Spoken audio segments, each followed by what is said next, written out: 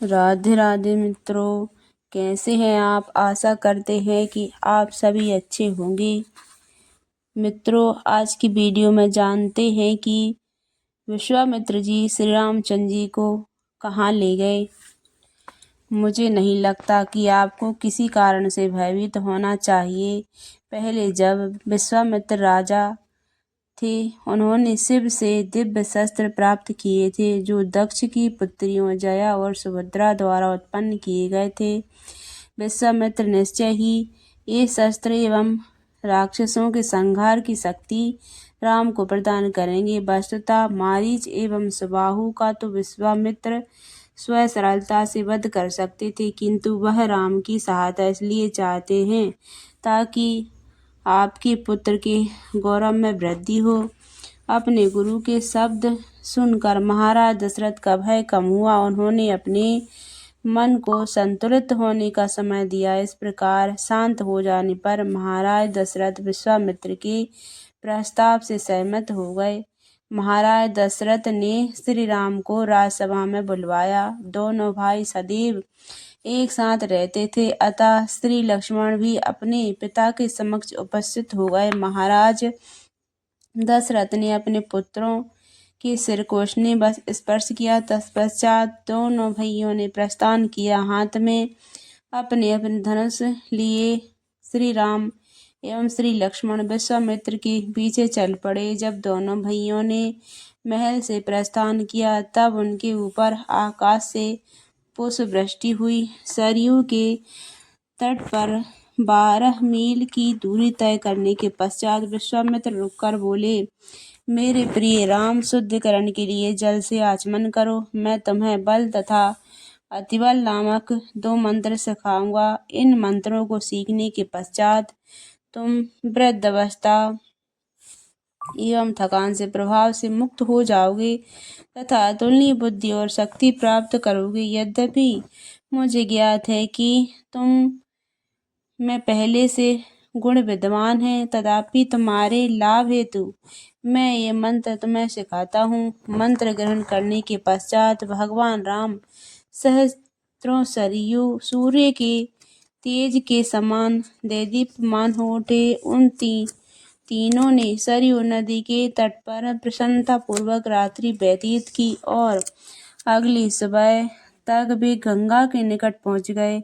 वह स्थिति ऋषियों के आश्रम को देखकर राम के उसके विषय में जिज्ञासा की। तब विश्वामित्र ने उत्तर दिया, यह वही स्थान है जहाँ शिव ने कामदेव को उस समय भस्म कर दिया जब उन्होंने शिव की समाधि भंग करने का प्रयास किया था। अगले दिन प्रातःकाल विश्वामित्र एवं दोनों भाइयों ने गंगा नदी पार की करते हुए राम ने किसी जल प्रताप का उच्च स्वर सुना, परंतु वहां उस स्वर के सुनाई देने का कोई कारण नहीं दिखाई दिया। विश्वामित्र ने इसका कारण पूछने पर उन्होंने बताया, एक बार ब्रह्मा ने अपने मन से यहाँ एक जल प्रताप का निर्माण किया था। जल का यह स्रोत मानस सरोवर के नाम से जाना गया। सरयू नदी इसी सरोवर से निकलती है और जो स्वर तुम्हें सुनाई दे रहा है वह मानस सरोवर से उतरकर गंगा में मिलने का वाले जल का है। हे राम, तुम्हें इस पवित्र स्थान की वंदना करनी चाहिए और इसे प्रणाम करना चाहिए।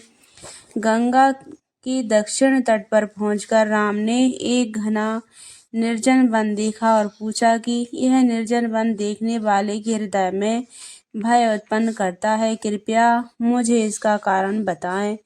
विश्वामित्र ने बताया, जब इंद्र ने राक्षस प्रतीत होने वाले वृत्रासुर की हत्या की, तब उस पापमय प्रक्रिया के फलस्वरूप वे अपना तेज खो बैठे। इंद्र को उनकी समान अवस्था में लाने हेतु देवताओं ने वेद मंत्रों की शक्ति से युक्त गंगा जल से उन्हें स्नान कराया।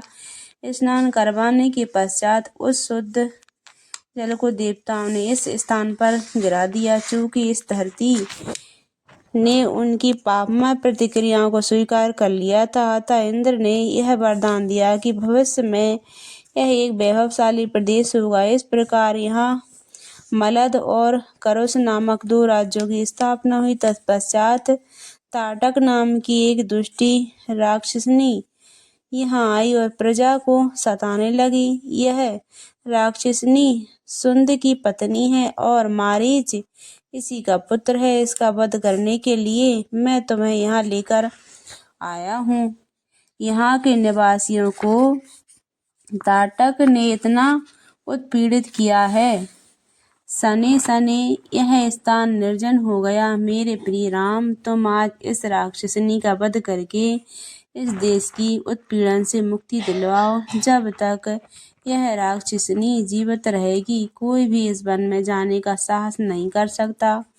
भगवान राम ने पूछा, हे ऋषि, यदि उचित हो तो कृपया हमें समझाएं कि यह राक्षसनी इतनी शक्तिशाली कैसे बनी। विश्वामित्र ने बताया, एक बार सुकेतु नामक एक शक्तिशाली यक्ष ने अपनी कठोर तपस्या के फलस्वरूप ब्रह्मा को प्रसन्न किया। निसंतान होने के कारण सुकेतु ने इस पुत्र प्राप्ति की इच्छा हेतु प्रकट की, किंतु इसके स्थान पर ब्रह्मा ने उसे एक शक्तिशाली पुत्री का वरदान दिया। इस सुंदर कन्या का नाम ताड़का पड़ा और युवा होने पर जम्ब के पुत्र सुंद के साथ उसका विवाह हुआ। तत्पश्चात अगस्त्य ऋषि ने सुंद की मृत्यु का श्राप दे दिया।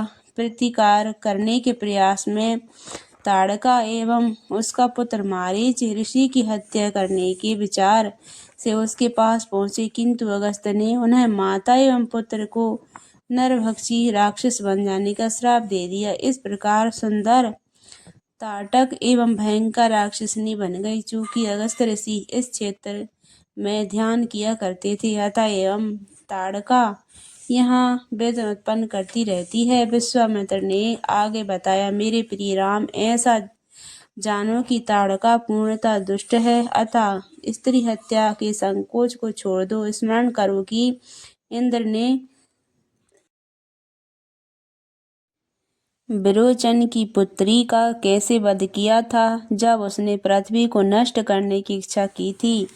उसी प्रकार भगवान विष्णु ने भृगु मुनि की पत्नी का वध कर दिया, जब उसने इंद्र की हत्या करनी चाही। अतः अपनी व्यग्रता को त्याग कर मेरी आज्ञा का पालन करने हेतु स्वयं को तैयार करो। यह आज्ञा पाकर श्री राम ने अपना धनुष ताना। उसकी भयंकर ध्वनि से चारों दिशाएं प्रतिध्वनित हो उठी, जिसे सुनकर सभी जीव भयभीत हो गए। जब भगवान राम ने धनुष की ध्वनि ताटंक ने सुनी, तब उसे अत्यंत आश्चर्य हुआ। साथ ही साथ वह क्रोधित हो गई। वह उन्मत्त होकर इस भयंकर ध्वनि को उद्गम स्थल की तीव्र गति से बढ़ने लगी। जब श्री राम ने उसे आते देखा, तब उन्होंने कहा, हे लक्ष्मण, जरा इस बीभत्स और महाकाय राक्षसनी को देखो। यह इतनी भयंकर है कि पवित्र हृदय वाले इसे देखते ही अचेत हो जाएं। तथापि चूंकि यह स्त्री है, इसका वध नहीं करूंगा। मैं इसके हाथ पैर नाक कान काट कर छोड़ दूंगा, जिससे यह आहा निहार हो जाएगी। इस प्रकार से अंग भंग हो जाने पर यह और अपराध करने की योग्य नहीं रह पाएगी। आगे बढ़ते हुए ताड़का ने धूल की आंधी उड़ाई, जिससे कुछ क्षण के लिए राम और लक्ष्मण देख पाने में असमर्थ से हो गए। तब अपनी मायावी शक्ति से ताड़का ने पत्थरों की वर्षा आरंभ कर दी। अपनी पूर्व स्थिति में आकर श्री राम ने सारे पत्थरों को नष्ट करके शीघ्र ही ताड़का की भुजाएं काट दी। उस समय लक्ष्मण ने उसके कान तथा राम के आदेश पर उसकी नाक का अग्रभाग भी काट दिया, किंतु अपनी मायावी शक्ति का उपयोग कर वह अदृश्य हो गई। अदृश्य अवस्था में ही उसने पुनः पत्थरों की वर्षा आरंभ की। विश्वामित्र ने आधीरता पूर्वक याचना की, हे राम, संध्या काल आने ही वाली है और इस समय राक्षसों का पराक्रम अत्यधिक हो जाता है, अतः अपनी यह दयालु प्रवृत्ति त्याग कर ताड़का का वध कर दो। जैसे ही श्री राम ने बाणों की बौछार आरंभ की, ताड़का प्रकट हुई और उनकी ओर बढ़ने लगी। अविचल से श्री राम ने विशेष रूप से शक्तिशाली एक स्वर्ण बाण अपने तरकस से निकाला, उस राक्षसनी पर वार किया। तथापि ताड़का इंद्र के वज्र की गति के आगे बढ़ी, किंतु श्री राम ने एक ही उग्र बाण ने ताड़का की छाती भेद दी, जिससे फलस्वरूप वह भयंकर ध्वनि के साथ भूमि पर गिरकर मर गई। स्वर्ग से देवतागण स्तुति और पुष्प वृष्टि करने लगे। गंधर्व और अप्सराएं गीत गाने लगी तथा आनंद विभोर होकर नृत्य करने लगे और ऋषियों ने भगवान राम के पराक्रम की सराहना की। इंद्र सह सभी देवता विश्वामित्र के पास एकांत में जाकर बोले, हे ऋषि, चूंकि श्री राम को हमारी ओर से एक महत्वपूर्ण कार्य संपादित करना है, अतः आप उन्हें अपने दिव्य शस्त्रों का ज्ञान प्रदान करें। यह कहकर देवता अंतर्ध्यान हो गए और विश्वामित्र, श्री राम एवं लक्ष्मण ने वहां प्रसन्नता पूर्वक रात्रि व्यतीत की। अगली सुबह विश्वामित्र ने दिव्य शस्त्रों का पूर्व ज्ञान श्री राम जी को प्रदान किया।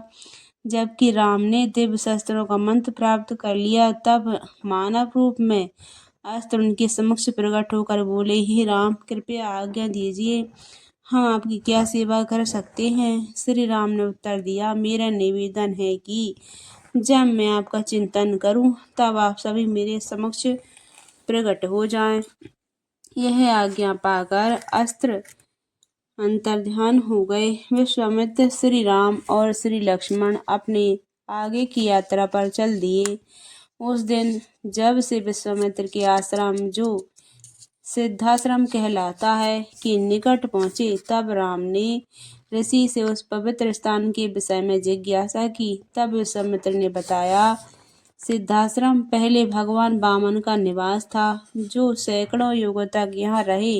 एक बार देवतागण भगवान वामन से मिलने आए और उन्होंने उनसे यज्ञ संपादन के कार्य में संलग्न महाराज बलि से मिलने की याचना की, जो कि असुरों के राजा, 3 लोकों पर विजय प्राप्त कर ली थी। अतः देवताओं ने भगवान वामन से उनका राज शिक्षा में मांग लेने की याचना की।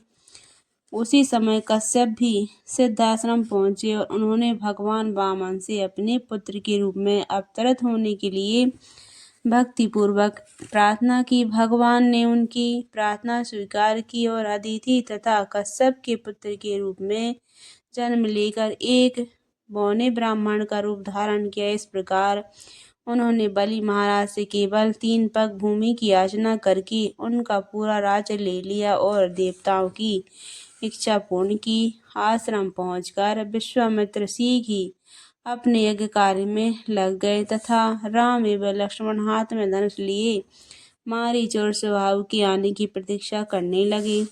6 दिवस तथा रात्रि के दोनों भाई बिना सोए यज्ञ क्षेत्र की सुरक्षा करते रहे। फिर उस 6ठी रात्रि में जब सोमरस निकला जाने वाला था, राक्षसों ने आसन आगमन की सूचना देते हुए यज्ञ की अग्नि अस्माक भड़क उठी। तत्पश्चात आकाश में एक भयानक गर्जना सुनाई दी। मारीच और सुबाहु अपने अनुयायियों के साथ बिना किसी पूर्व सूचना के अस्माक या धमके और यज्ञ की वेदी पर रक्त, मल, मांस और अन्य घृणित वस्तुओं की वर्षा करने लगे। तब भगवान राम ने लक्ष्मण से कहा, अपने अस्त्रों में से इन दुष्ट राक्षसों का दमन करूंगा, किंतु मैं मारीच का वध नहीं करूंगा, क्योंकि अभी उसकी कुछ वर्षों की आयु शेष है। राम ने एक शक्तिशाली अस्त्र छोड़ा जो मारीच की छाती में लगा, जिससे वह मरा नहीं परंतु 100 योजन दूर सागर के मध्य में गिरा गया। फिर दूसरे बाण से राम ने सुबाहु की छाती को भेद दी, जिससे वह धराशायी होकर भूमि पर गिर पड़ा। और तीसरा अस्त्र छोड़कर राम ने अन्य राक्षसों को भगा दिया। तत्पश्चात वह क्षेत्र पुनः शांत हो गया। सिद्धाश्रम में पहले निवास करने वाले समस्त ऋषि वापस लौट आए। उन्होंने इस आश्चर्यजनक कार्य को संपन्न करने के लिए भगवान राम की प्रशंसा की। उस दिन सायंकाल यज्ञ सफलतापूर्वक पूर्ण हुआ। रात्रि व्यतीत हो जाने पर राम ने ऋषियों के पास आकर पूछा, हे पूजनीय ब्राह्मणों, अब यह क्षेत्र राक्षसों द्वारा उत्पन्न उत्पात से मुक्त हो गया, क्या मेरे योग्य कोई अन्य सेवा है? विश्वामित्र की आज्ञा से ऋषियों ने उत्तर दिया, हम राजा जनक द्वारा आयोजित एक महान यज्ञ में सम्मिलित होने के लिए मिथिला राज्य में जाने वाले हैं। हम आप दोनों भाइयों को हमारे साथ चलने की विनती करते हैं।